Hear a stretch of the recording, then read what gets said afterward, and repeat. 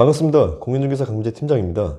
제가 지금부터 4가지 예시를 통해 말씀을 드릴 텐데 이 전입신고와 확정일자 그리고 근저당권의 효력 발생 시점을 두고 얘기해 보겠습니다. 전세나 월세와 같은 임대차 계약 시 보증금액을 지키기 위한 수단으로 전입신고와 확정일자를 받아두곤 하는데요.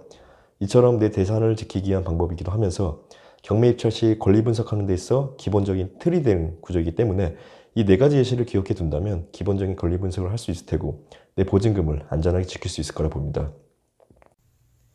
구독과 좋아요 부탁드립니다. 본 영상과 함께 아래 본문 내용에는 전입신고와 확정일자 그리고 근저당권과 전세권 설정 등에 대한 영상도 같이 링크를 걸어놨으니 해당 영상들도 이어서 보신다면 기본적인 내용 파악 및 권리 분석은 쉽게 하실 수 있을 거라 봅니다. 자, 지금부터 설명드리는 이 4가지의 예시는 임차인 A와 임대인 B가 전세계약을 했다라는 가정하에 설명을 드리겠습니다.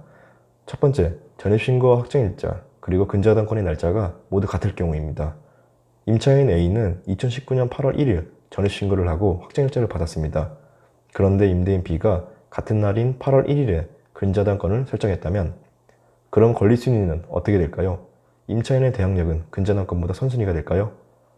쉽게 말해 임차인의 보증금을 지킬 수 있을까요? 결론부터 말씀드리자면 A의 대항력은 근저당권보다 후순위가 됩니다. 이는 즉 보증금 전액 반환이 어려울 수 있다는 의미겠죠. 전입신고는 다음날 0시에 대항력의 효력이 발생합니다. 그리고 확정일자도 받았으니까 우선 면제권도 같이 발생하겠고요.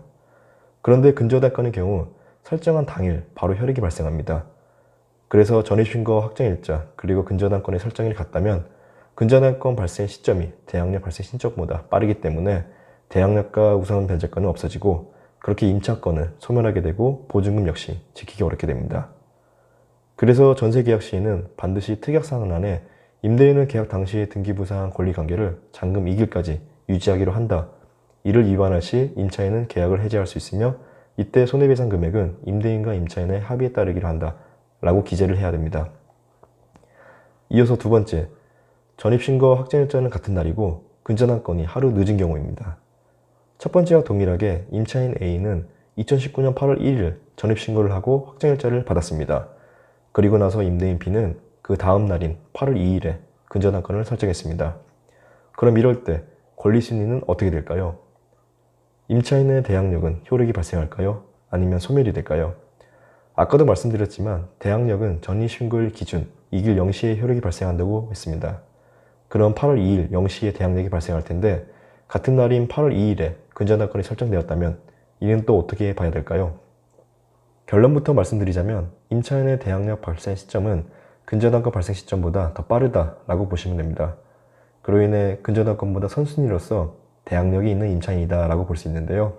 그 이유는 대항력은 2길 0시에 바로 발생하지만 근저당권의 경우 설정한 당일 등기소 주간 업무 시간에 따라 권리가 발생하기 때문에 이처럼 전입신고보다 근저당권 설정일이 하루 늦은 경우라면 전입신고의 대항력 발생 시점이 근저당권의 발생 시점보다 더 빠르다라는 결론이 나오게 됩니다.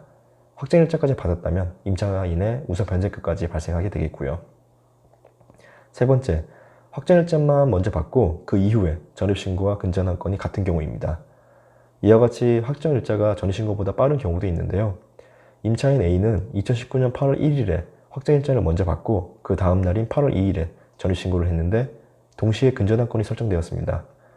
우선 대항력의 발생 시점은 전입신고일 기준 2길이니까 8월 3일 0시가 되겠고 근저당권의 발생 시점은 당일 등기소 주간 업무 시간에 따라 설정되니까 8월 2일 당일에 발생하겠고요. 그럼 근저당권 발생 시점이 대항력 발생 시점보다 빠르기 때문에 임차인 A의 대항력은 없고 임차권은 소멸하게 됩니다. 확정일자를 먼저 받았으니까 선순위가 되지 않나요? 라고 생각할 수 있는데요.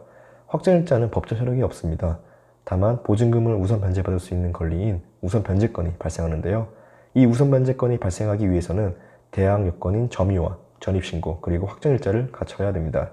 쉽게 말해 전입신고 이전에 확정일자를 먼저 받더라도 그 우선 변제권의 발생 시점은 대항 요건을 갖춘 전입신고 대항력 발생 시점으로 보면 되겠습니다. 그렇게 되면 8월 3일 0시에 대항력과 우선 변제권이 동시에 발생한다 라는 결론이 나옵니다. 따라서 확정일자를 먼저 받고 그 이후에 전입신고와 근저당권이 같은 경우에는 근저당권 발생 시점이 대항력 발생 시점보다 더 빠르기 때문에 임차인 A의 대항력과 우선 면제권은 없어지고 임차권은 소멸하게 됩니다.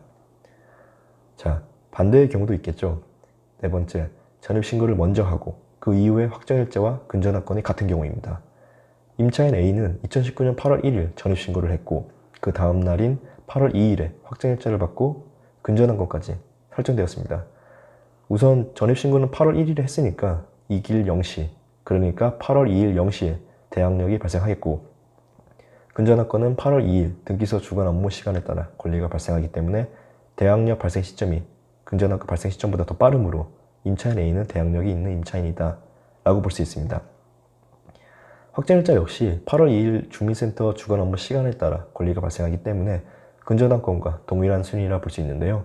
그렇게 되면 임차주택에 대해 경매 절차가 진행되더라도 근저당권과 우선면제권이 같은 순위가 되기 때문에 채권 금액에 비례해서 평등하게 배당을 받게 됩니다. 만약 여기서 보증금 전액 배당을 못 받게 되더라도 선순위 임차인이기 때문에 배당받지 못한 보증금 일부는 낙찰자에게 받게 됩니다. 낙찰자는 이 보증금을 인수해야 된다라는 의미겠죠. 자, 정리해보자면 일단 전입신고와 확정일자의 효력 시기를 비교해 봐야 됩니다. 전입신고와 확정일자가 같은 날인 경우에는 다음날 0시에 대항력과 우선면제권이 동시에 발생합니다. 그리고 확정일자 이후에 전입신고를 한 경우에도 전입신고일 기준 다음날 0시에 대항력과 우선면제권이 동시에 발생하고요. 마지막으로 전입신고 이후에 확정일자를 받은 경우에는 대항력은 전입신고일 기준 다음날 0시에 발생하고 우선면제권은 확정일자를 받은 당일에 발생합니다. 그리고 나서 근저당권 발생 시기와 비교해서 보면 충분히 이해가 되실 거라 생각이 듭니다. 어떻게 준비한 내용이 이해가 되시는지 모르겠네요. 이렇게 네 가지 예시를 통해 이야기를 해봤는데요. 실제로 우리 주변에서 일어나고 있는 상황이기 때문에 미리 알고 준비하고 있어야 내 재산을 안전하게 지킬 수 있을 거라 봅니다. 지금까지 공인중개사 강민재 팀장이었고요. 다음 시간에는 더욱 알찬 소식들로 찾아뵙겠습니다. 본 영상이 도움이 되셨다면 좋아요 버튼, 그리고 처음 오신 분들은 구독과 좋아요 부탁드립니다. 감사합니다.